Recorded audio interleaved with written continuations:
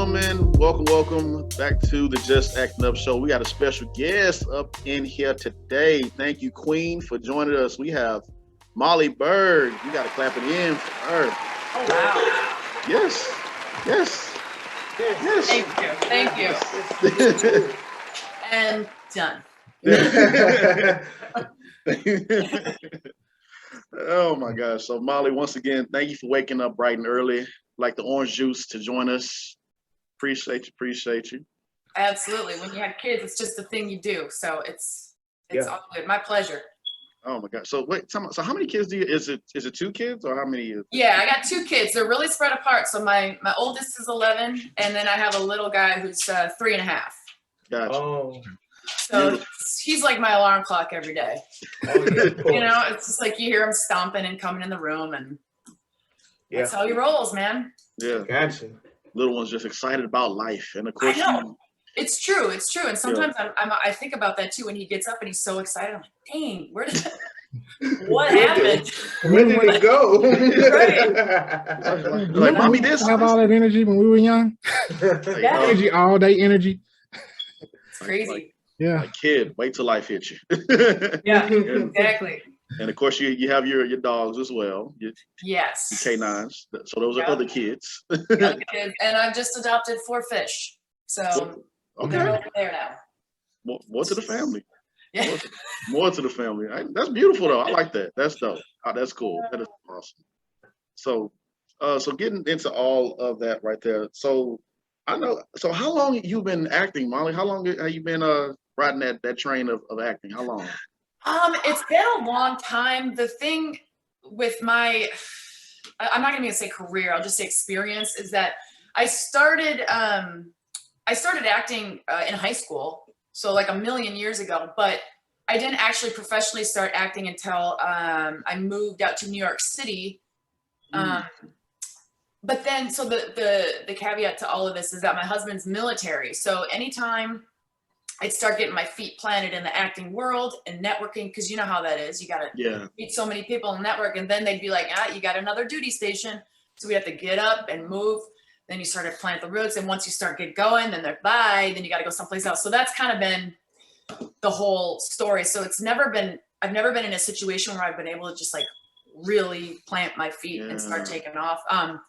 I really hope we can stay in Houston because it's been a lot of fun and meeting great people like you. And it's just like the momentum is finally starting, So I've been doing it for a while, but professionally not too long, I guess, because it's just different in every market. Yeah. So, okay. So New York, and now you're here in Texas. So, so it's like, and it's crazy when people say I haven't been acting that long, but it's like the way how you carry yourself and the way how you go through these scenes that we're watching. We're like, Molly is fucking awesome, girl. Well, that's really nice of you to say. Well, when I met you and we were watching all the scenes, I was just really impressed. I was so excited to see all the talent that we had in Houston, which is great. I really hope we can get more productions here. I'm sure you feel the same way. And I think what you guys are doing is incredible, because we need people to see what's going on here. Yeah. I mean, I can see why they don't want to film in the summer because it's really hot. Right. But they're doing it in New Orleans. You know what I mean? Right. Yeah, I really think we got a great talent pool here. And, I think everywhere I've gone, between frickin' Minnesota, Wisconsin, South Korea, LA, Houston, Alabama, wherever I've lived, you always pick up something new from the people that you meet. So I'm always learning, which is cool. And I also have a few students that I work with, and I'm always learning from them. Man, they can teach you so much. Wow. So that's cool too. Yeah. Awesome. I know I actually was looking at some of your work, and you were on one of my favorite shows, actually, Queen Sugar. Oh. Yeah. Saw that. Queen Sugar. I got to ask, because the scene you did with Rutina Wesley that plays Nova. Yup. That was one of the most talked about scenes that a lot of people got into. And just how was it preparing for that scene and the intensity that was brought there? Like, I felt it like y'all really had beef in that scene. I was like, what? Yeah. Well, the show is incredible. So I can see why you're a fan of the show. I'll be honest, everything happened so fast with that audition. The audition happened, and then my husband was leaving for like 2 months. So it was me and the kids. We don't have any family. And then, you know, my agent called and she was like, hey, you booked the job. And I was like, are you, like, I had, for my business, because I have a business here too. So I had 2 people training in my home, and I was holding an interview when she called me. And I'm getting nervous just thinking about it because you want to, I was like, how much time can you give me before I give you an answer? And she's like 30 minutes, you know, like we need to know now. And so I was like, holy crap. So, you know, I'm calling neighbors. I'm like, can you watch my kids? You know, just like what mom does that? Me. I'm like, I have my dogs. Like, can you come over and watch the dog? I had like no time. And it, you know, thankfully my neighbors were so gracious and it worked out. And then it was just, you know, the next day, like packing up and getting to New Orleans. And thankfully the scene that I had done for the audition was very similar to the one that we actually shot. So I basically knew the lines, and I really just, at that point was just, I'm not even joking, was just fucking calming myself down. Like the whole ride, just being like, okay, this is fine. You're meant to be here. They chose you because they like you. And so, and then I got to New Orleans, I checked in, and then I just walked because I was so fucking nervous. Like my friend called me, he's like, Mom, you need to chill out.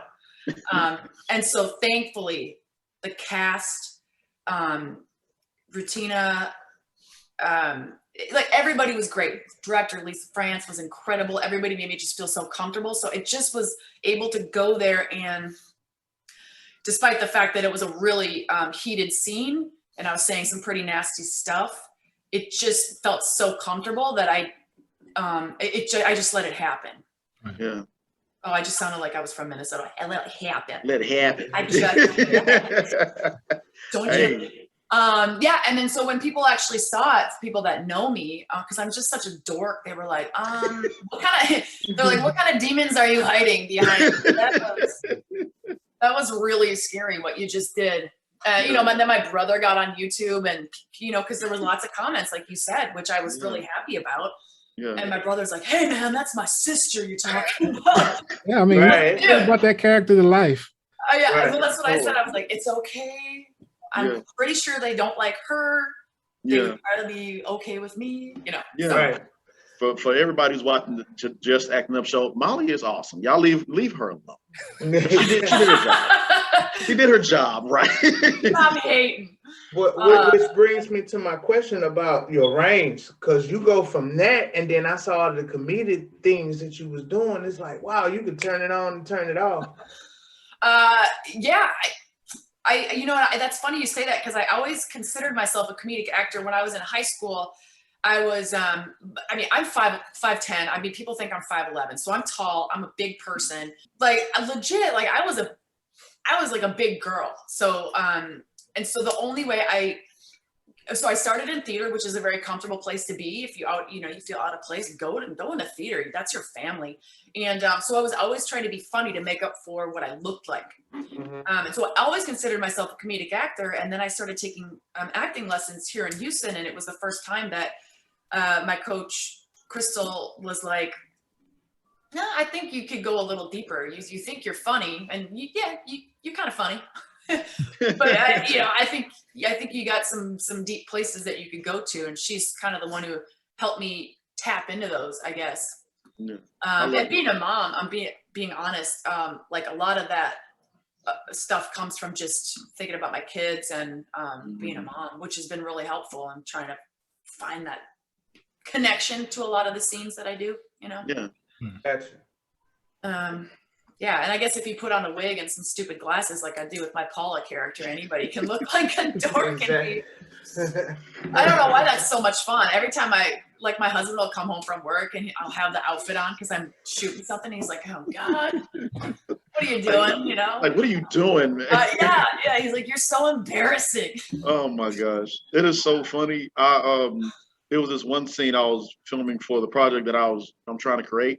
Yeah. And I forgot, it's a little zombie infected type of thing that I'm trying to create.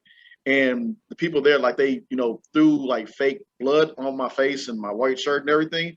And so like, I'm just like trying to hustle back to get home. Oh no. And go pick up my little girl. And so I forgot that all that was on my face. And so when her uncle opened the door, and he's always paranoid about something.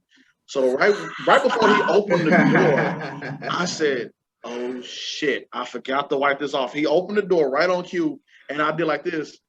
And I said, hey man. He's like, what did you do? And I'm like, no. It's fake. Nothing happened. And then I roll into the house. My little girl looking at me, and she's like, what happened? I'm like, no. She's like, why did you? She did her daddy mom voice on me, and she's like, don't scare me like that ever again. Oh, cute. And I was like, no, it's fake. And I just had to wipe it off. So it's just funny that you said like you were in your character and your husband was like, what do you do? You're like, don't worry, I'm just a grown adult acting like an idiot. It's fine. And having fun with it. How old is your daughter? She's 9. Oh yeah, that's so cute. Yeah, so are you for your project right now? Are you still able to shoot stuff because of all the regulations and mandates, or not mandates, I guess, but the COVID and everything? Yeah, that word. Yeah. Yeah. Well, we put everything on hold, on pause for right now, so I can really finish out the script the right way, and we're aiming for September to see who all can be a part of it or what we can do, who I can pitch it to, because I think I really have something that's really good, that's different than the regular zombie infected apocalypse type of thing. And so we'll see what happens. And from the people that are a part of it, whenever I tell them about it, they're like, that's what brings them into it, because it's not just a regular old kill, stab, and survive. It's a little bit more survival into it. And getting your Michael Jackson Thriller on and stuff. It's a little bit more to it than that makes it stand out from the regular, effective thing. So. Oh, I love it. Oh, thank you. So let me ask you, Molly, do you have a favorite genre that you like to act in? Like I seen you kick some butt on Walker. And Walker. Yeah, I like that. Do you like comedy, drama? I don't. I feel honestly when it comes to comedy, if I'm doing like my own sketches and that kind of thing, I can get really comfortable if I'm writing it, or if I've worked with people to write my own stuff, I get real comfortable, and then I feel like I can improvise better. I'm more free to just be an idiot or be silly or just I have no problem making an ass out of myself. I have no problem. Now, the one thing I could not do, I don't know how people do this, are the friggin' prank shows. Oh, like where you're pretending to. I can't do that. I would feel so bad to do that. Have you guys ever done anything like that before? Anyone? No, not yet. No. Yeah, that's like too close to real that I can't. Yeah. They're funny to watch, and they're uncomfortable. I could never do that. Yeah. But then when it comes to like the serious stuff, I would say the dramatic, that's when it needs to be, for me, more structured. I've had to have worked on the scene quite heavily, just because it feels a little, it's more challenging for me, I think. Gotcha. Yeah. Gotcha. There was some stunts involved in that scene. Yeah. So did you have to go through training? Because me and James is a part of stunt training, and I hate it. Oh, that's badass though. I didn't know you guys did that. Yeah. They go ahead. But they make us run. That's why I hate it. Running. Running. Oh, that's hilarious. Well, you know what? I didn't know that there were stunts in it when I had the scene. I mean, the way the scene was written, it was like, oh, she runs and she knocks something over, and I was like, yeah, I can handle that. And then when I got to wardrobe, they were like, oh, have you met your stunt double yet? And I was like, what? What is that again? Like a stunt double? And I was like, no, that's odd. And then I get there and they're like, so I had a stunt double. Wow. And so I did most of it. She helped run me through the stuff and showed me how to do it correctly. I got a little banged and bruised up, which I was like super proud of. I was like, yeah, check that out. She really kicked me here. Check the scars right here, man. Yeah, I felt pretty cool about that. But like when she actually got tackled against the van, that's when they used the professionals. So, but yeah, I did get to do most of it, and it was weird to have a stunt double. It was weird to do stunts. I mean, she did the hard and cool stuff, but yeah. I had one of my students, she was like, we watched you, and all I could think was hair, because when I'm running, that's all you see. Right. Just my hair flapping in the wind. Just Like, I think that's Molly. But it was again, another cast and crew that were just everybody was just so nice on both experiences. Yeah, so no, I didn't mind doing the stunts. I think that's hilarious that you guys don't like it because of the running. Because of the running. I'm good with it, but it's just the fact that, because like back in high school, I used to run track. And so everybody look at you now like, you used to run track? Like, yeah.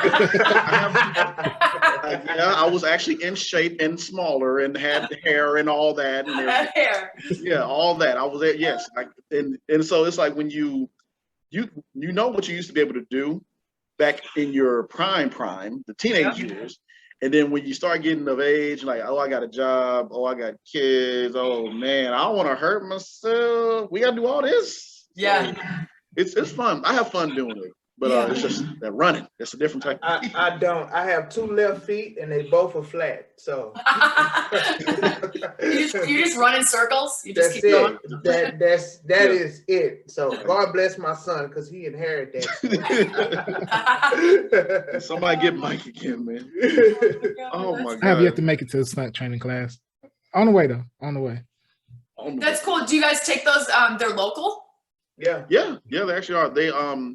They're holding off right now because they all have like other projects that they're doing right now, and they're gonna let us know. And if you would like to, if you are free and available, I'm more than happy to let you know about it if you just want to and just see. Yeah, just check it out. That's really cool. And that was the first thing I've ever been asked to do in that vein. I think you get kind of typecast and stuff too, and I always. Oh God, I had a terrible experience once with an agent in a manager meeting when I was like 19. I moved out to LA when I was 19. I quit college.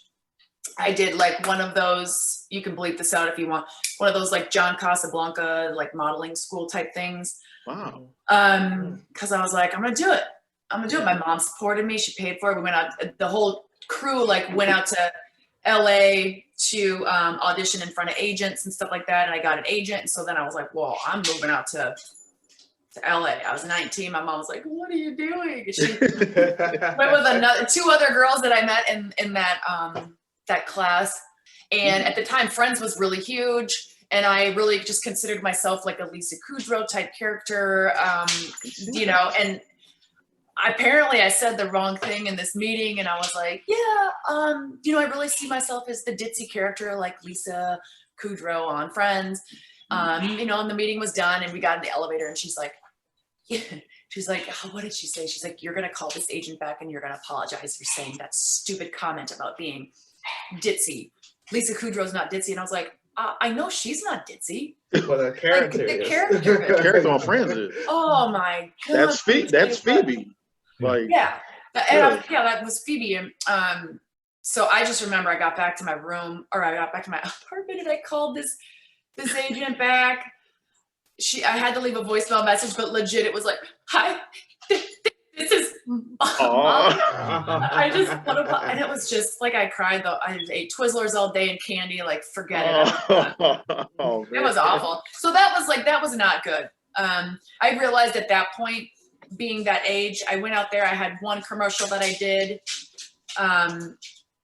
And I was like, no, I don't feel right being here yet. I didn't feel like the business, you guys probably, like getting your brain wrapped around the business and how to navigate that is the worst. It's the worst. You don't know what to do. Right. So I was like, I gotta try to, I'm gonna go back to school. I'm gonna be a better actor. I'm gonna get more experience.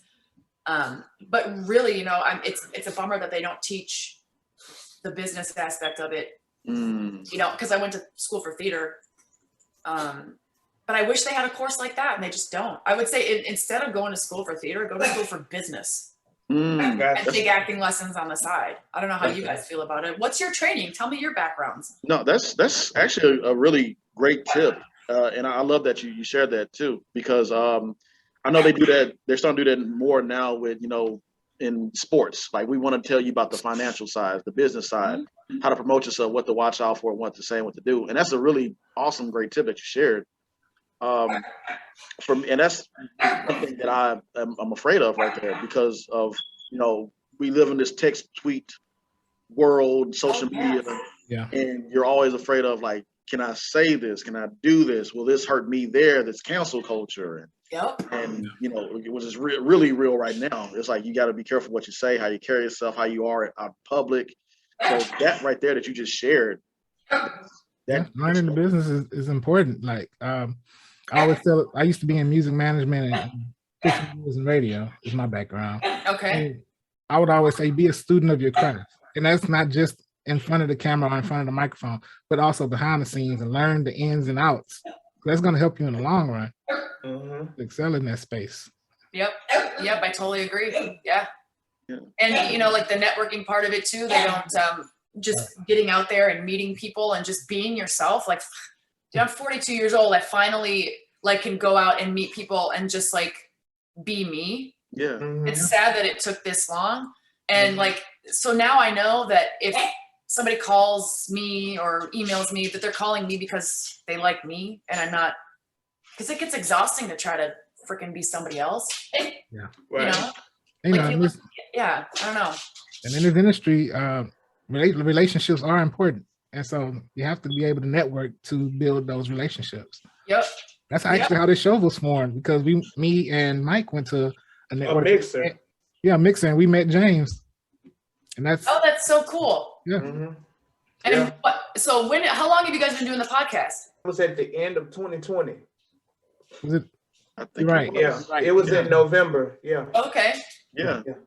And that's that's it. And like, same thing like how you were saying, like, just build up those relationships with people. And because I know you said it can be exhausting being somewhere else with somebody else, because like, I don't know how people do what's the Meisner and staying in character, being that, all day. I'm like, I can do that, but it's exhausting. It's I'm tired of put on the charade of who they think that I am, and I want to just relax and drink a beer or whatever, hang out with my friends and just relax and just chill out and then just have a conversation like we have now. Yeah.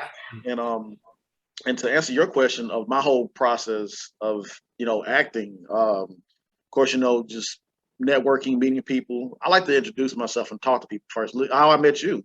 Yeah. At the workshop. I think after I did my scene, and like everybody was, saying, this, they're awesome, they're amazing. And I saw you, I think you were sitting on the ledge. Yep. And you said, good job, or whatever. I'm like, oh, thank you. And I love meeting people and talking to them and getting to know them. And I couldn't get a chance to talk to everybody. And so because I had to go be on set, that was like 5 minutes down the street from where we were at. So I was switch off the clothes, go back. And then I had to, run to the store, pick this up, and I had to drive all the way back to where the workshop was being held, because I left my backpack there. Oh no. And I was like, shit, I got to be on set this certain time. And then when I finally got the set, because it's 5 minutes down the street from where we were at, but it was time was cutting close. And so I was like, man, everybody was so cool. I'm like, man, who's that? I'm like, man, who's that person that was on the ledge? Like, she was really cool. I'm like, everybody was awesome. I'm like, damn, man. And then, I start reaching out to Crystal and everybody else and start networking and meeting them. I'm like, oh, I'm like, Molly. I'm like, hey, Molly's awesome. And then, that's how it just all flowed, just connection and just talking to people, getting to know people. And all right. Yeah. And it's just, here we are now. So yeah. No, and that was a really cool experience. And the other thing you kind of mentioned is that people were saying, good job and great work. And the other thing I found too that's kind of disheartening in this business is that people have a really hard time complimenting other people. Yes, they do. It's such a tough road the way it is. Like, why can't we just you don't have to go on and on and on, Yeah. but just be kind to other people. And if you see an opportunity where like you're working on a project that you think somebody might be good in, like let them know. Like, yeah, I don't know. I don't know. Do you find that too, that it seems like it's really difficult for people to be kind and like lift people up?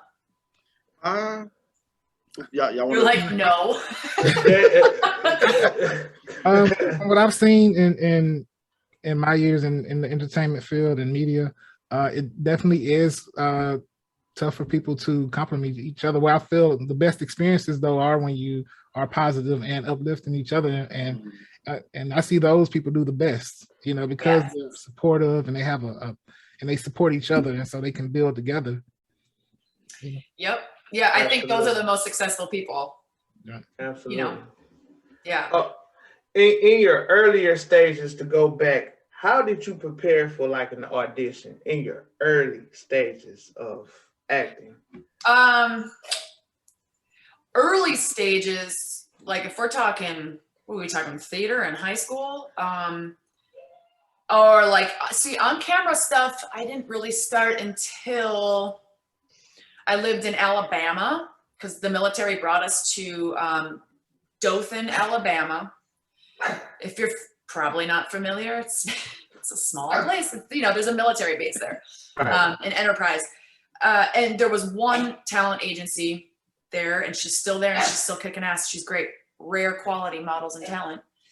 And I was like, well, maybe I'll get an agent. There really wasn't any theater around. So that's the first time I did it. And honestly, okay, so what was my process for auditions? It's so different than it is today, for sure. Okay. Honestly, and this is so green, it was really about memorizing. It's how I did theater.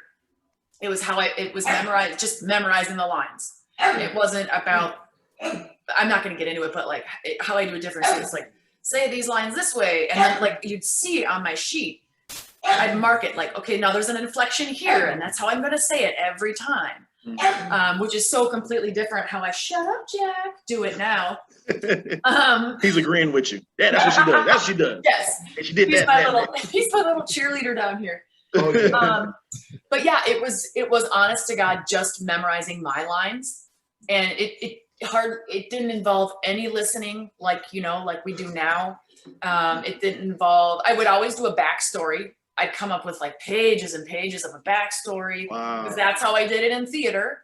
And I'm not saying any of this is right. I'm not saying any of it's wrong. This is how I did it. Right. But it has changed. So yeah, like memorization. And then can I just tell you how nervous I get right now to do live auditions? Absolutely. Because I'm so used to doing the self-tape. In person, yeah.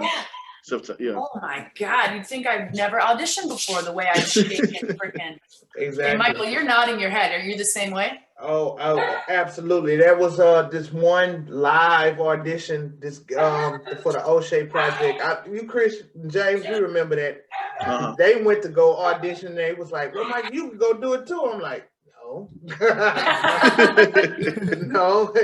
And I sat that one back. Like I'm like, no, I'm good. But then when I sent my my headshot, and he asked me to come right now, start shooting right now, and he put me on the spot. So they like with no audition, nothing.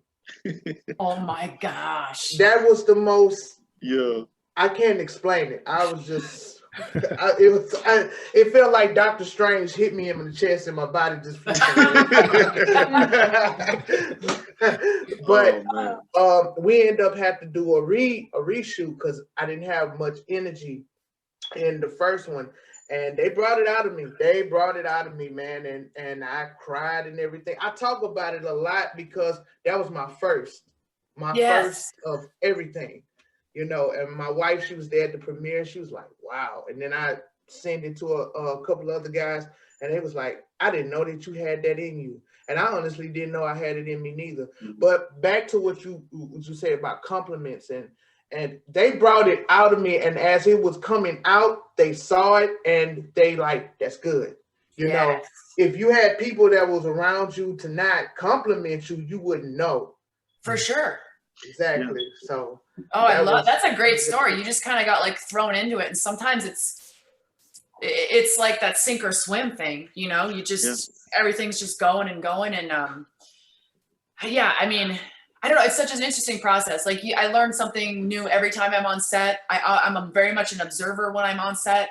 I don't ever think I'm the smartest one in the room because I'm always trying to watch people and like mentally take notes about what's going on. And I don't know why I went on that tangent, but yeah, that's a great story and I love it. I want to see that scene. Oh, I'll send it to you. Yeah, I want to see it. Yeah, post it on our page. We'll send it to you. Okay, that's great. That's great. He did an amazing, phenomenal job, and I'm just like that too. Like it was. So I've been, what is it, like my 4th, 5th year acting, but I always been. I have a story where I got baptism through fire with how my stage fright, how I had it at one point, but then at a younger age, it is what it is. And now when I'm on stage or in front of camera, I'm just go. I do have my nervous moments, but I trick my mind to myself. I'm just excited to perform for everyone. So, but with the compliment thing that you were saying, that everybody gets like, you know, friends and whoever else would say, hey, you did really good. And now like in that back part of my mind, I'm like, am I? I don't know. No, I just leave it up to the audience. Like, do y'all think I'm good or great or whatever? And they're like, yeah. Okay, good. Yeah. That's funny you say that because my mom was always my biggest and still is my biggest fan. You know, she's always supportive.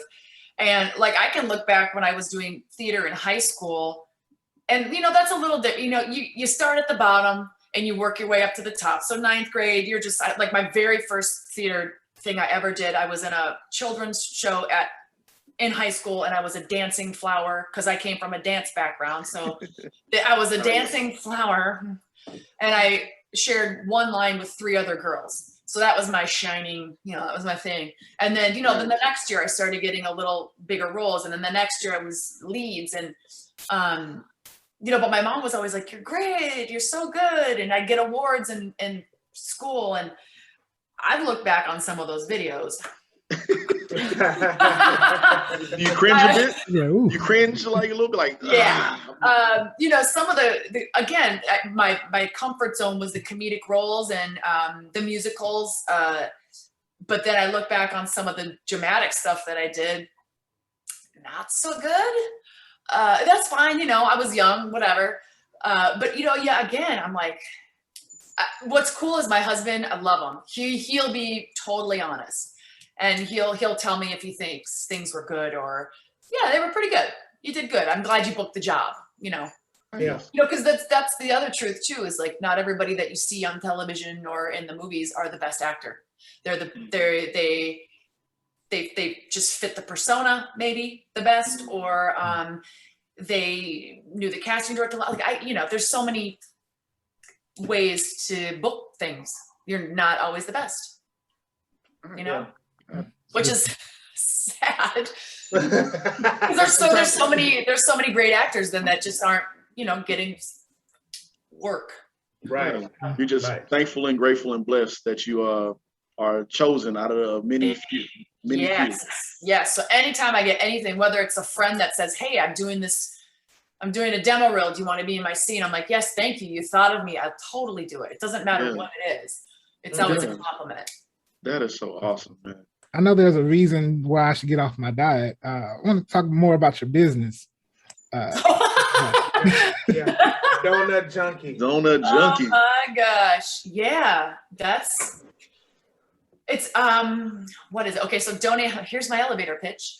Donut Junkie is mobile mini donut catering. So we make and serve hot, fresh mini donuts on site at private parties.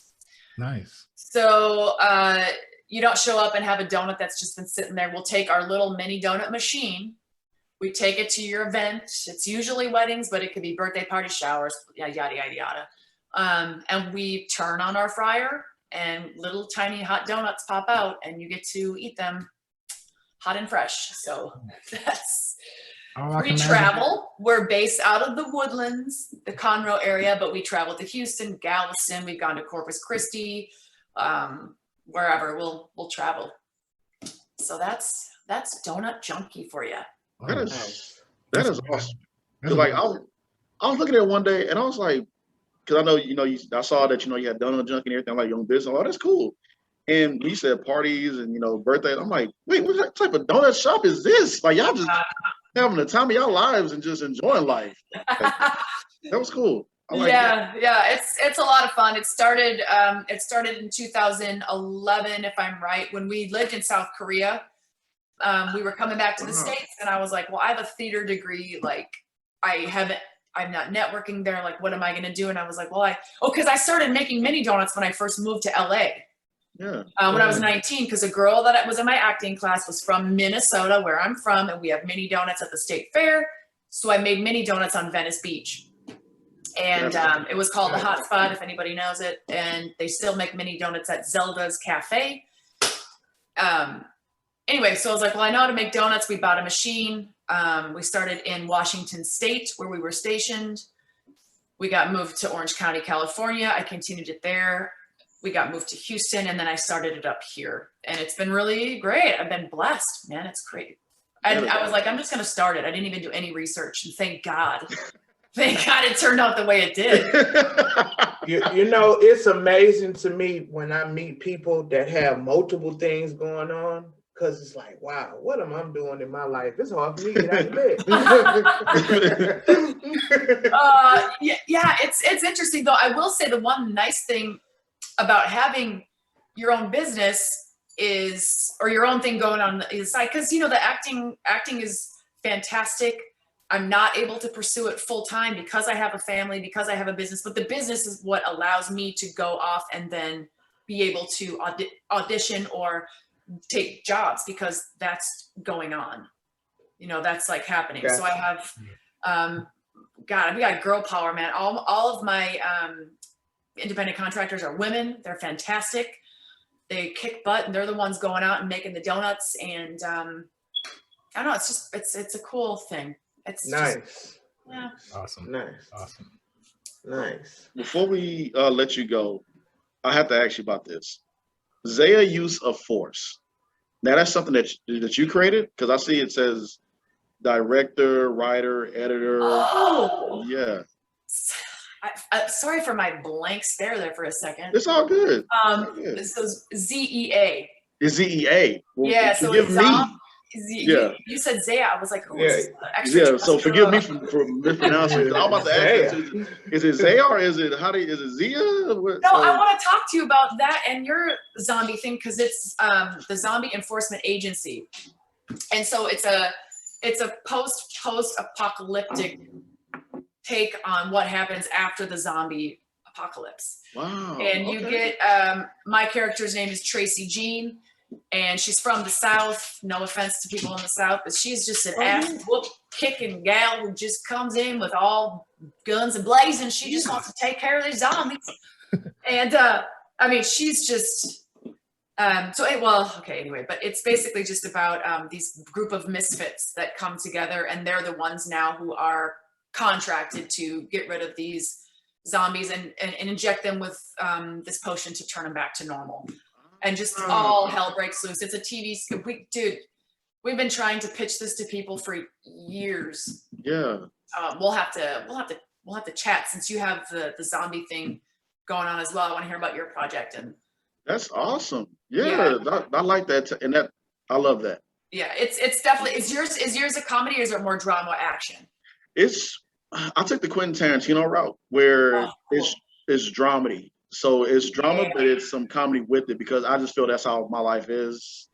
That's how my life is. Very dramatic moments, but you still laugh at it because you're like, oh, that's kind of dark, but that's funny. Currently. Oh, that's yeah. Dude, that's the world that we're living in right now. Like, it's so serious every freaking day. Like, you have to find those moments to laugh at the dumbest shit. You have to. Yeah, you have to. You got to, because it would drive you insane. Yeah, and that's how I take my life. Like, early 30s, I'm just like, all right, that's what's going on. Okay. And you just have to, man, because it'll, like Mike was saying, it'll drive you crazy if you let it. And so I really pray and hope that that you guys get that pitch to somebody, because that just sounds that's different. I like that. It's awesome. Yeah, I appreciate that. Well, thanks for looking into it. You guys sure did your research. Wait. Well, yes. We are professionals. We are professionals. But before we leave, I know we said this like 3 times, but this is the last question of the day. You know what you're like? You're like those aerobics instructors that's like, okay, this is the last one we're doing. Last one. And then they do like 10 more and you're like, fuck. God. I'm just kidding. Earlier in our episodes, I raised the question, who had the best Super Bowl performance between Michael Jackson and Prince? And just so happenly, you are from Minnesota, and he has a Purple Rain t-shirt on. Yes, he does. I'm just going to let that sit right there. No disrespect to Prince. I love Prince, but I think Michael had the better Super Bowl performance. I'm going to have to table this question because I would have to go back and watch the performances. Oh, my gosh. But, oh, man, they're both so fucking just their oh man, and that I don't know what you know what, once again God came down from heaven and made it rain, actually rain, when he was singing Purple Rain, and the light hit the water and it actually was purple rain. Okay, you know what? I just got goosebumps. I'm not kidding. Just gonna leave that right there. Okay, I'm gonna leave that right there with this close up on my goosebumps. All the goosebumps right there. All of it right all there. Of them. All of them in their glory. Oh my gosh. Molly, you have been a joy, like always. I'm thankful and grateful that the universe and God allowed us to align with each other and meet one another. Yes. Thank you, Queen, so much for everything. And I know you got the dog adoption that I see you post I see you post about that. So yeah, I'm an animal lover too, so you know. Yeah. Gotta treat those without voices well, and whether it's kids, elderly, senior, dogs, whatever. Anyway. Where can people follow you if they want to follow you online? Let's see. Instagram is Molly Berg 1, because apparently there's somebody else with my name. Actually, I think she's a musician. Molly Berg 1. Facebook is Molly Berg. My website, I mean, if you want to, it's Molly K. Berg. So those are the three places you can find me. And my Instagram and Facebook is family and acting stuff, and like we were talking about the cancel stuff. I post really inappropriate things. My last post was a picture of my dog's turd that looked like cock and balls. So if that offends you, I apologize. Sorry. The turd was incredible, and I couldn't help it. It was funny. Well, you've been warned, so. Yes. We warned you. She said she was sorry beforehand. So yeah, that's right. That's up to everyone else. Oh my gosh. Molly, thank you so much again. Thank you. Absolutely.